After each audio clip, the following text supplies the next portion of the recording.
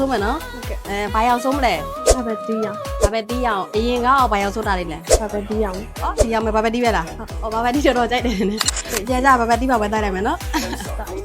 အခုကဆုံးမဆိုတော့လေအပေါ်မှာအမဲကထွက်လာတော့အပေါ်မှာအမဲပါနည်းနည်းနှိလိုက်မယ်နော်ထပ်ပြီးချွတ်လိုက်မယ်အောက်ကကာလာနဲ့ညီတော့နော်ကဲအဲ့ဆိုတော့ဘာပဲတီးလဲဝယ်တိုက်မယ်ဘာပဲတီးရောက်လဲစိုးပြီโอเคနော် ပြန်မပေါ် โอเคစလိုက်မယ်နော် Тебе спасибо за все, пусть радуют нас наши дети.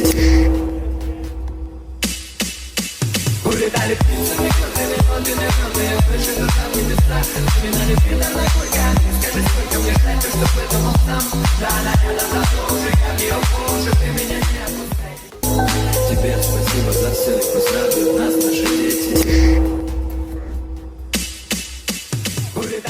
ပြောတော့ဘာပဲတီးဆို ဘာပဲတီးတဲ့မိတီကိုပို့ကြိုက်သွားတယ်လေစတီအောင်အရင်ခွေကြည့်ဖြစ်သွားတယ် နေဟုတ်ပါပြီနော်โอเค